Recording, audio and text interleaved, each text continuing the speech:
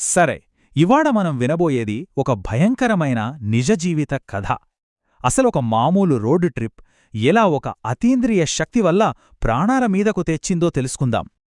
ఒక్కసారి ఊహించుకోండి, ఫ్రెండ్స్తో కలిసి కార్లో వెళ్తున్నారు. అంతా సేఫ్ అనుకుంటున్నారు. కాని ఆ కార్లోనే మీ పక్కనే కూచున్న మీ స్నేహితుడే మీకు అసలైన ప్రమాదమని తెలిస్తే ఈ భయంకరమైన ప్రశ్నతోనే అసలు కథ మొదలవుతుంది. ఇక ఈ కథలోకి వెళ్దాం. కథానాయకుడు సచిన్ తన ఫ్రెండ్స్తో కలిసి గోవాకు బయలుదేరాడు. మొదట్లో అంతా మామూలుగానే ఉంది, అందరూ సరదాగా ఉన్నారు. కాని అది వాళ్ల భ్రమ మాత్రమే అని వాళ్లకి తెలీదు. సో ఈ ట్రిప్లో ఉన్నది కర్ణాటకకు చెందిన నర్సింగ్ స్టూడెంట్ సచిన్ ఇంకా తన 5 స్నేహితులు. డిసెంబర్ 2024లో బీజాపూర్ నుంచి గోవాకు బయలుదేరారు. వాళ్ల ప్లాన్ సింపుల్, రాత్రికి ఎక్కడైనా ఆగి తెల్లారి గోవా చేరుకోవాలి. వాళ్ల ప్రయాణం మొదట చాలా సాఫీగా సాగింది. మధ్యాహ్నం 3:30కి బీజాపూర్ నుంచి స్టార్ట్ అయ్యారు. రాత్రి 10 గంటలకి కొల్హాపూర్లో డిన్నర్ చేశారు. కాని అర్ధరాత్రి 12:15కి గగన్ బావుడా అనే ఒక నిర్మానుష్యమైన చోట ఆగడంతో అక్కడనుంచి వాతావరణం నెమ్మదిగా మారడం మొదలైంది. ఇక గగన్ బావుడా ఘాట్ రోడ్లోకి ఎంటర్ అవ్వగానే వాళ్ల సరదా ప్రయాణం కాస్త ఒక పీడకలలా మారడం మొదలైంది. ఆ చిమ్మ చీకటిలో కారులో నిద్రపోతున్న ఫ్రెండ్స్ అందరూ ఒక్కసారిగా ఉలిక్కిపడి లేచారు.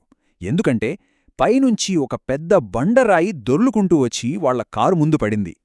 కారు ఆపి అందరూ కలిసి కష్టపడి ఆ రాయిని పక్కకు జరిపారు. కానీ విచిత్రమేంటంటే కేవలం ఒక 1/2 కిలోమీటర్ ముందుకు వెళ్లారో లేదో సేమ్ సీన్ రిపీట్ అయింది. మళ్ళీ ఇంకో బండరాయి. ఇది యాక్సిడెంట్ కాదని సచిన్కు అనుమానం వచ్చింది. అందుకే ఇక తనే స్టీరింగ్ ముందుకు తీసుకున్నాడు. వీటన్నిటికీ తోడు వాళ్ల కారు బానెట్ మీద నల్ల అక్షరాలతో మీరందరూ చనిపోతారు అని రాసి ఉంది. ఎవరో ఫ్రెండ్స్ సరదాకి చేశారేమో అని సచిన్ లైట్ తీసుకున్నాడు. కాని అది అసలు సరదా కాదు, రాబోయే ప్రమాదానికి అదొక హెచ్చరిక. మొత్తానికి ఆ ప్రమాదం నుంచి బయటపడి దగ్గర్లో ఉన్న ఒక హోటల్కి చేరుకున్నారు. కాని అసలైన భయం అప్పుడే మొదలైంది, వాళ్ల స్నేహితుడు మోహన్ రూపంలో. మోహన్లో అప్పటికప్పుడు వింత మార్పులు మొదలయ్యాయి.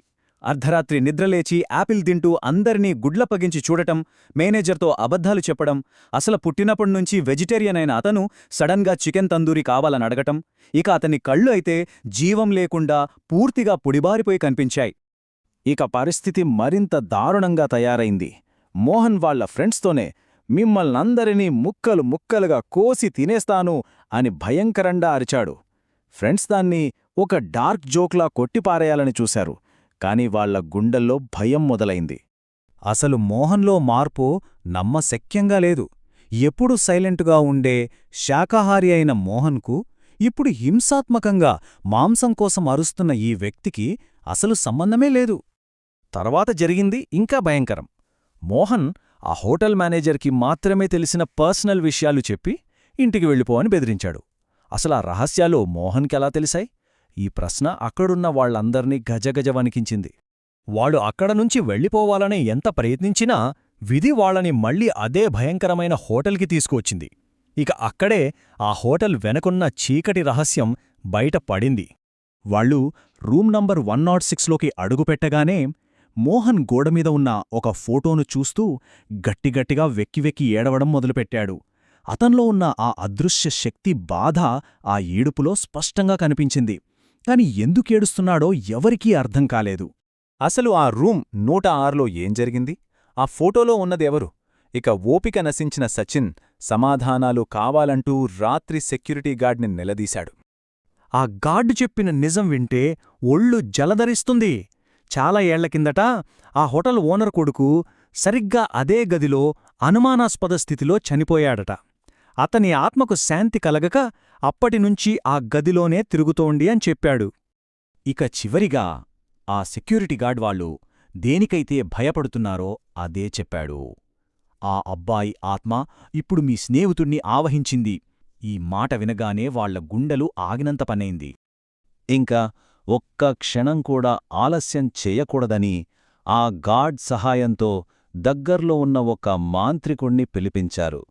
ఆ రాత్రి జరిగిన భూతవైద్యం వాళ్ల జీవితంలో మర్చిపోలేని ఒక భయంకరమైన ఘట్టం. ఆ ప్రక్రియ చాలా తీవ్రంగా జరిగింది. ఆ మాంత్రికుడు మోహన్ చేతికి ఒక దారం గట్టగానే అతను నొప్పితో విలవిల్లాడిపోయాడు. ఇక ఎప్పుడైతే అతని మెడలో ఒక తాయెత్తు వేశాడో సరిగ్గా అదే క్షణం మొత్తం హోటల్లో పవర్ కట్. వెంటనే రూమ్ 106 నుంచి ఏవో పగిలిపోతున్న శబ్దాలు. ఆ తర్వాత ఒక్కసారిగా అంతా నిశ్శబ్దం.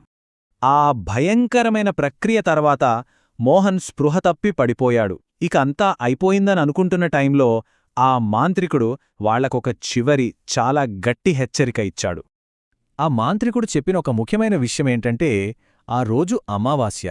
ఇలాంటి అతీంద్రియ శక్తులు విజృంభించడానికి అమావాస్య రాత్రులు చాలా శక్తివంతమైనవని, అందుకే ఈ సంఘటన ఇంత తీవ్రంగా జరిగిందని అతను వివరించాడు. అతను వెళ్తూ వెళ్తూ చెప్పిన చివరి మాటలు ఇప్పటికీ వాళ్ల చెవుల్లో గింగురుమంటూనే ఉంటాయి. ఇప్పుడే ఎక్కడినుంచి వెళ్ళిపోండి. దారిలో ఎక్కడా ఒక్క క్షణం కూడా ఆగవద్దు. అన్నింటికన్నా ముఖ్యంగా అస్సలు వెనక్కి తిరిగి చూడవద్దు.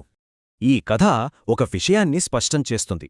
కొన్నిసార్లు మనం వెళ్లే రోడ్లు రాత్రి చీకటికన్నా భయంకరమైన రహస్యాలను దాచుకుంటాయి.